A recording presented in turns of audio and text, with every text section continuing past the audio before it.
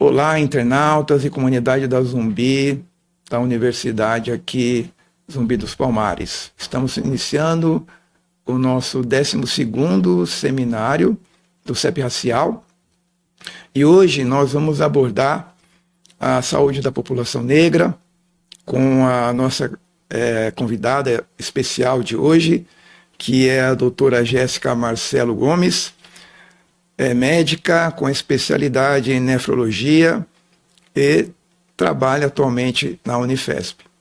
Então é um prazer, doutora Jéssica, recebê-la aqui conosco. E inicialmente vou deixar alguns minutos para você comentar essa questão de maneira mais ampla, né? Para os nossos internautas entenderem um pouquinho como que está assim, a situação de saúde da população negra no Brasil. Sim. Muito bom estar aqui hoje, né? Ser recebida por esse veículo de comunicação que comunica diretamente com a população que eu faço questão de estudar. Eu sou uma pessoa dedicada ao estudo da saúde como um todo, mas é eminente que nós estudemos o conceito raça-cor como um instrumento para que a gente consiga dar melhor qualidade de saúde também para as pessoas pretas e pardas. E como é que você enxerga a questão atual da saúde da população negra no Brasil? Existem muitos atravessamentos que levam a uma precarização do acesso à saúde da população negra neste momento, na população brasileira como um todo. Tanto quesitos sociais de acesso, quanto quesitos de assistência, né, que teoricamente, pelos nossos juramentos, não seria cabível, mas a gente entende que as estruturas das entidades, elas são feitas por pessoas, e às vezes existem a influência de certos componentes sociais aí na assistência de saúde que a gente vai ministrar aos nossos pacientes. Então, eu entendo que hoje nossa população ela tem sido marginalizada não só nas cidades, no quesito de urbanização, mas também marginalizada no acesso à saúde. É importante também, eu acabei não colocando aqui no seu currículo, que a doutora Jéssica é também coordenadora aqui do Núcleo de Saúde da população negra do CEP Racial. Então ela tem a honra aqui de também representarmos. Justamente, eu acho que das minhas atribuições atuais é uma das que eu mais me orgulho, né? De ter tido esse convite e do qual eu aceitei e tenho tentado executar com a maior boa vontade essa função, porque a gente precisa produzir dados em relação à saúde da população negra e essa é a melhor estratégia para que a gente consiga demonstrar a importância desse montante, né, de pacientes, para que a gente consiga fomentar políticas públicas de saúde. Inclusive, eu acho que políticas públicas de saúde é o primeiro tópico que a gente vai levantar aqui, né? Primeira bola. Assim, a satisfação e a honra é nossa tê-lo conosco aqui, viu? Com certeza. E eu queria falar perguntar um pouquinho da sua opinião sobre a questão da importância da política nacional de saúde integral da população negra no Brasil, que foi implementada em 2009, mas ela parou em 2015 e retomamos agora de novo no atual governo, né? Uhum. Qual é a importância dessa política, da retomada dessa política, para o avanço na melhoria da saúde da população negra no Brasil? Olha, excelente pergunta, um tópico bastante relevante. A gente teve aí um gap, né, que não foi só para as políticas de igualdade racial, mas também políticas de igualdade de gênero e qualquer outras, no nosso caso, maiorias minorizadas, mas em outras minorias também. Então, a política de saúde voltada para populações específicas, ela foi um tanto quanto negligenciada nos últimos tempos. E nesse momento, a gente retoma essa discussão e isso é de suma importância, porque, como a gente salientou no princípio, o quesito raça-cor, ele influencia diretamente os desfechos e o acesso à saúde das pessoas. Então, é importante que a gente olhe com um cuidado integrativo, ou seja, trazer esse acesso também para essa população. Não é uma maneira de excluir, de longe disso, tá? Já houve discursos que falaram sobre isso, sobre políticas identitárias de acesso à saúde podem ter um papel antagônico, um papel que dissocia, que exclui, mas é muito pelo contrário, porque nunca antes foi olhado ou pouco olhado antes, né, esse quesito, e hoje a gente entende que ele é um quesito muito importante para uma equidade do acesso à saúde. Inclusive, essa palavra que é um dos pilares da construção do nosso SUS, né? Então, equidade é o objetivo.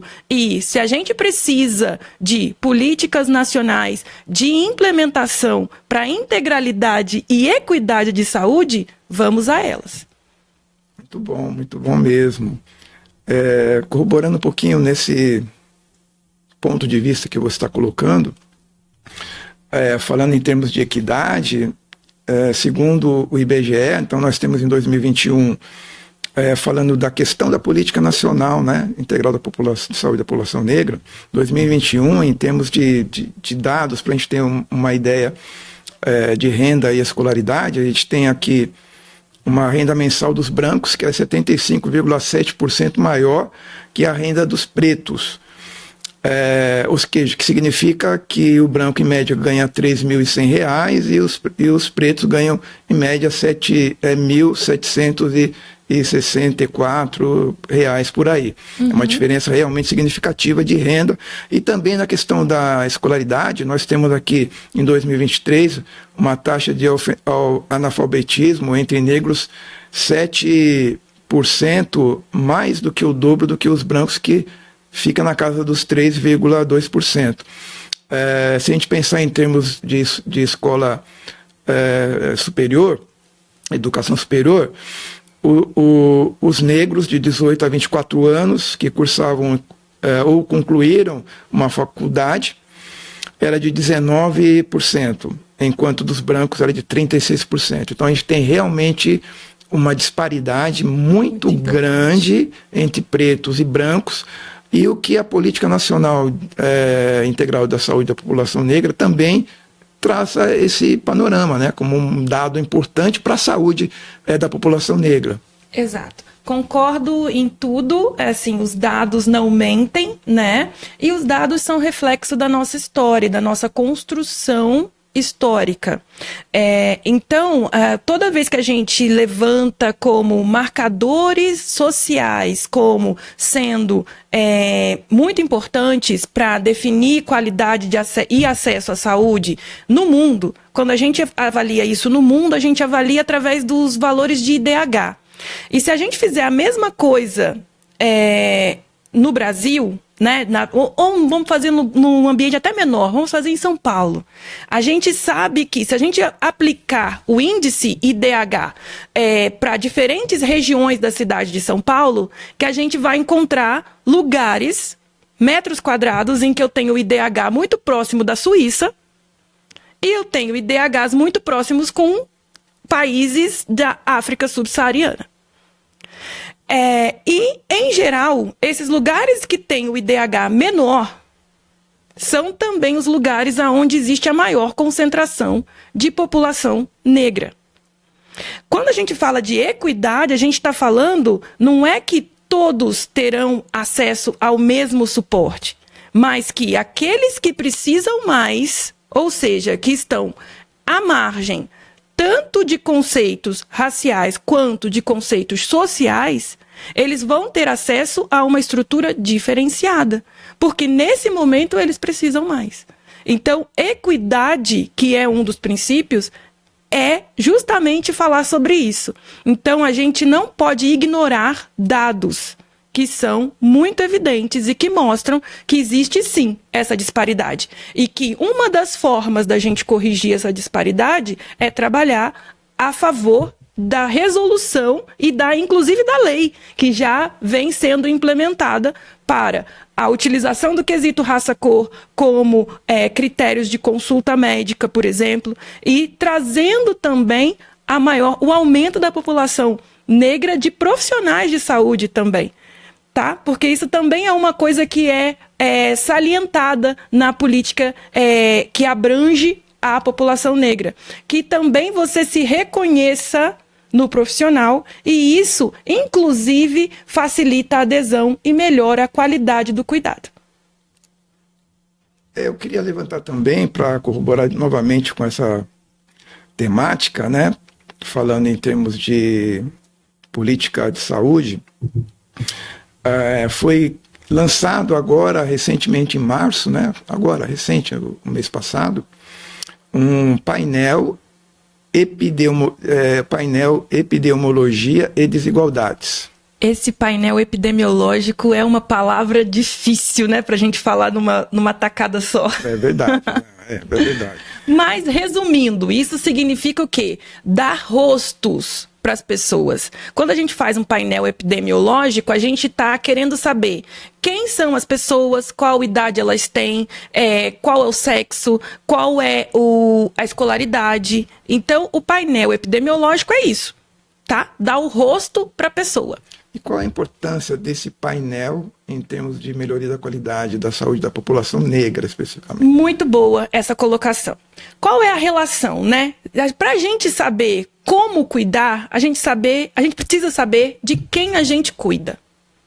Então, quando a gente faz um painel epidemiológico de uma parcela de uma sociedade, a gente também consegue definir quem é essa parcela, quais são as necessidades que essa parcela tem e como eu vou desenhar a forma de atender essas necessidades. Então, é de suma importância que eu consiga definir muito bem esse painel epidemiológico para que eu possa criar um plano de contingência que resolva os problemas de acesso, por exemplo. Então, é de suma importância e estão diretamente relacionados. Só para deixar um pouco mais claro aqui para os nossos telespectadores, né?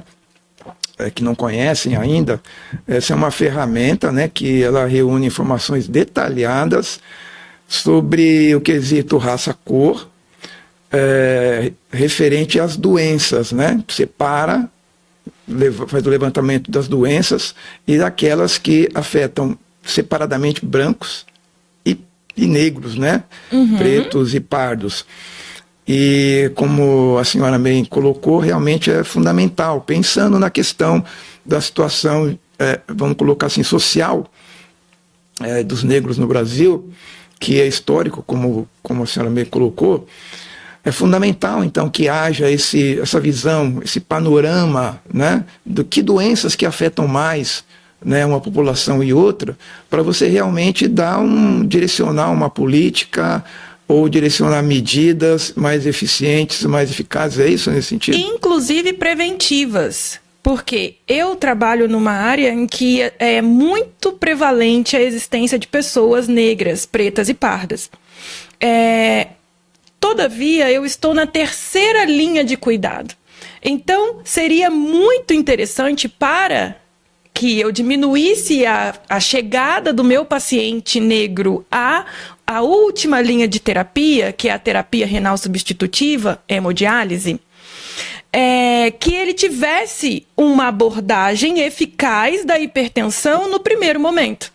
Então, até mesmo para que eu desenhe uma qualidade de cuidado e uma prevenção eficaz, eu preciso saber de quem eu cuido e em que circunstâncias essa pessoa se encontra. Isso é fundamental mesmo, né? Sem dúvida nenhuma. Eu queria voltar um pouquinho nessa questão social, né? Que parece que está um pouco dissociada, né? Quando você fala em saúde, qual é a relação direta com a questão social.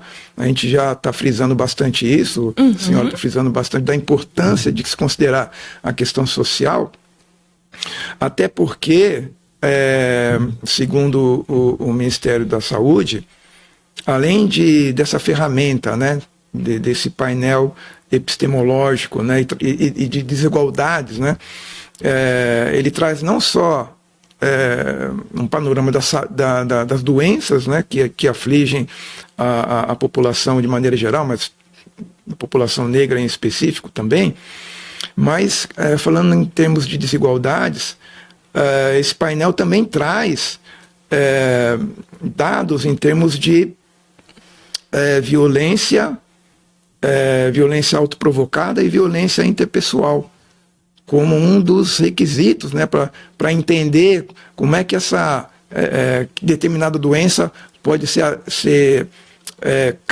ocasionada, né, por questões sociais nesse sentido, né? O que tem a ver a violência com a questão de doença? Exatamente. Eu acho que nesse pós-pandemia a gente tem vivido uma realidade muito importante, que eu acho que inclusive deve ser até fortalecida, que é o discurso relacionado à saúde mental, que durante muito tempo nós negligenciamos. E existe um livro que eu li há pouco e que eu quero, inclusive, partilhar essa leitura com vocês, que é A Cor do Inconsciente, que fala justamente sobre o impacto das microagressões do racismo no dia a dia das pessoas na saúde mental delas. E podendo chegar claro, ao extremo em que a pessoa pode até mesmo infligir próprias agressões por conta de tanta pressão que ela recebe do meio. E isso não é uma coisa que é uma especulação minha ou que eu imagino que seja assim. Isso vários psicanalistas no mundo, vários psiquiatras, psicólogos têm se debruçado sobre isso e têm observado que a contínua e microagressão diária relacionada às relações racistas que existem na sociedade impactam diretamente numa pior qualidade de vida e numa pior saúde mental, podendo levar ao aumento das tentativas de autoextermínio, por exemplo.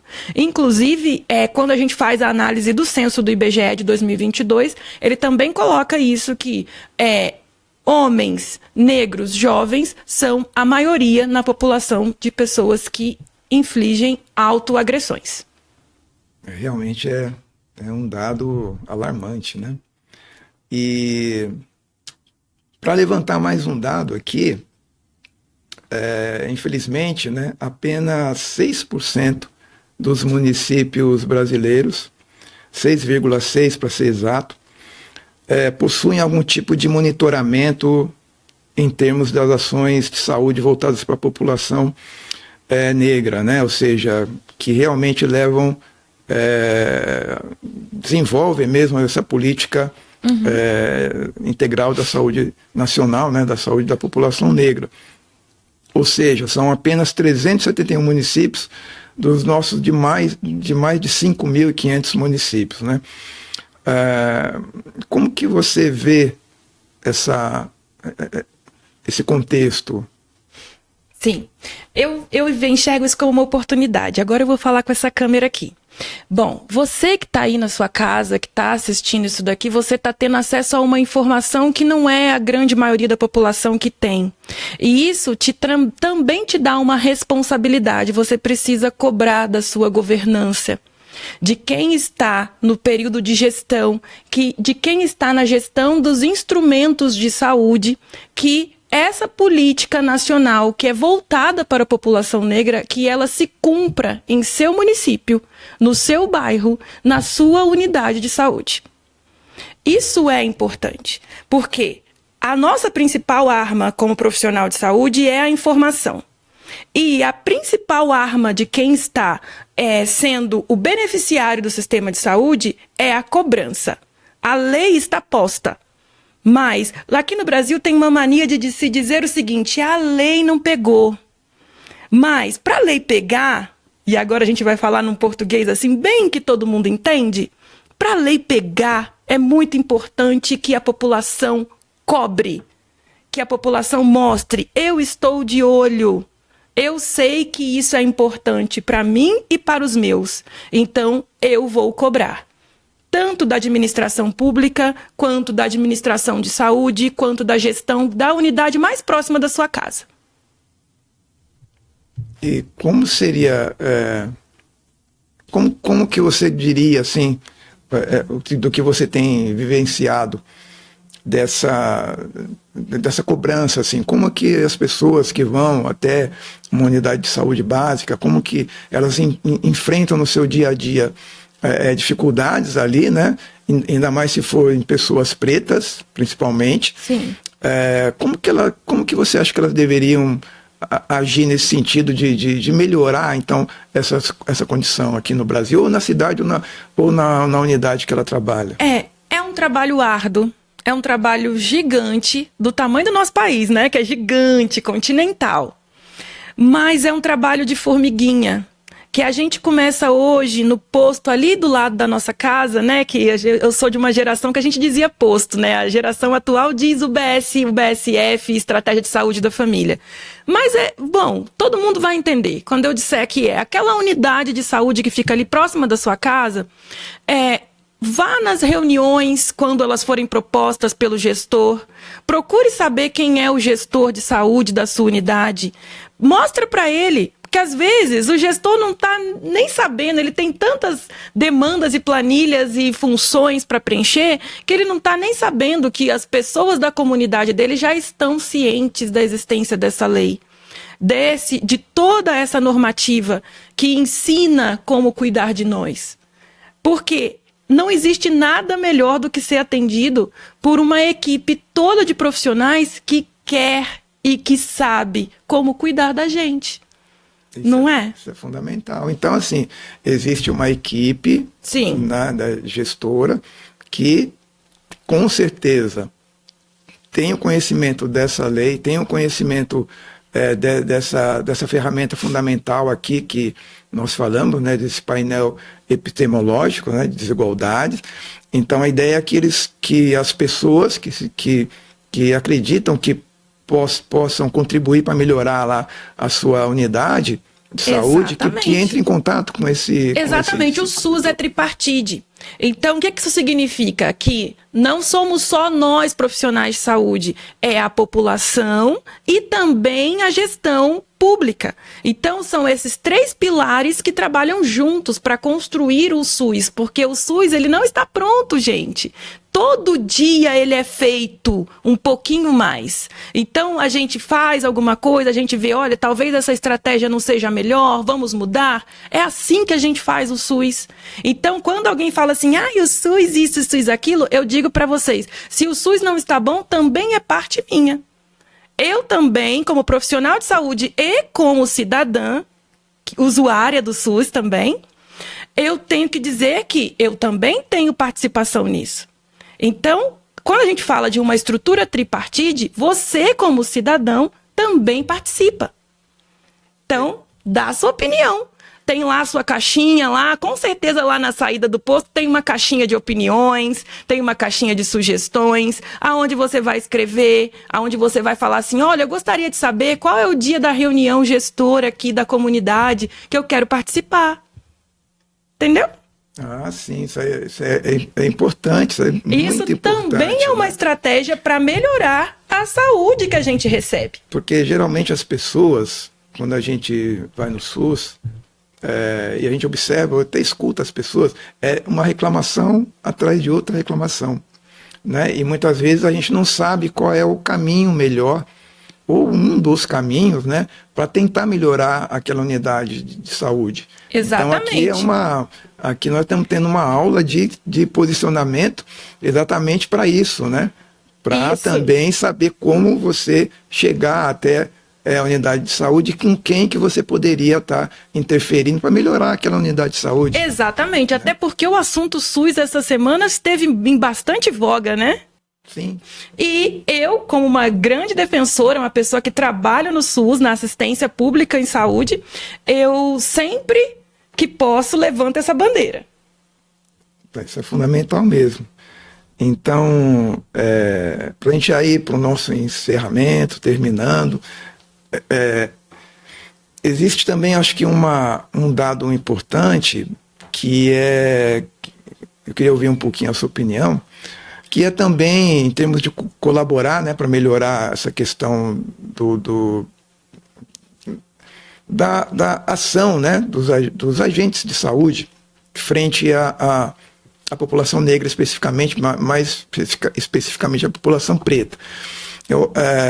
Me parece que algo que possa vir a contribuir com isso, né, é uma formação desses agentes em termos de racismo. Né? Qual é a sua opinião? Assim, o que você acha, o que você pensa a respeito disso? Concordo absolutamente. Acho que é urgente a necessidade de uma formação em letramento racial, né? Assim, até mesmo para que a pessoa aprenda a se ler, porque muitas pessoas que atualmente se leem como não negros, depois de acesso ao letramento racial, começam a ter uma nova perspectiva sobre si próprio. Tá? E é de suma importância que a gente tenha respeito ao ser humano, acima de qualquer coisa. Nós, como profissionais de saúde, nós fizemos esse juramento e é importante que a gente mantenha isso. Quando a gente submete o nosso profissional ao estudo do letramento racial, a gente garante para ele ferramentas para que ele continue dando muito mais ênfase ao cuidado do ser humano, com as ferramentas que ele vai receber, que também falam sobre raça, sobre cor, sobre acesso, até mesmo sobre recorte social. Então, é de suma importância que os profissionais de saúde tenham acesso a esse letramento e é de suma importância que também as políticas públicas de acesso ao ensino superior, que demonstram que cada vez mais pessoas negras estão tendo acesso ao ensino, estão chegando às extremidades, né? Estão chegando às pontas, às periferias, voltando para essas unidades e ministrando esse cuidado, isso também faz muita diferença. Então, não é só garantir o letramento racial para os profissionais que já existem, mas também fazer com que o paciente se reconheça naquele profissional de saúde que o atende. Muito bom. Então, estamos terminando, né, mais um seminário aqui do CEP Racial. É uma grande satisfação, uma honra ter a doutora Jéssica aqui conosco e deixar um minutinho para suas considerações finais. Fique à vontade. Bom, Cláudio, é sempre um prazer conversar com você. Eu acho que a gente está falando de um tema pelo qual eu sou muito grata, né, que é a saúde da população negra, é a assistência de saúde pública brasileira, é o sistema SUS, três coisas pelas quais eu tenho um carinho que não tem tamanho. E assim, ter a oportunidade de falar sobre isso e falar para uma população, para um público que está muito interessado em aprender e que é o principal beneficiário de todas essas medidas que têm sido tomadas pelo governo, mas que precisam ser cobradas por nós, população, é mais um motivo de honra para mim. Então, eu estou, assim, inundada dessa felicidade e quero transmiti-la para vocês aí através do nosso vídeo. Ai, que bom. Eu fico muito contente também, a honra é nossa. Dessa aula, dessa exposição que você trouxe aqui para nós, com certeza nossos internautas vão aproveitar bastante também. Então, aproveitem também para deixar o seu like aí, um comentário, fique à vontade, pessoal que nos ajuda bastante aqui. Comentários, perguntas também, fiquem à vontade que a gente responde. Olha aí, mais um detalhe aqui importante. Então, obrigado. Encerramos aqui, então, o nosso 12º seminário do CEP Racial, com a doutora Jéssica, e agradecemos também a sua audiência. Muito obrigado. Obrigada.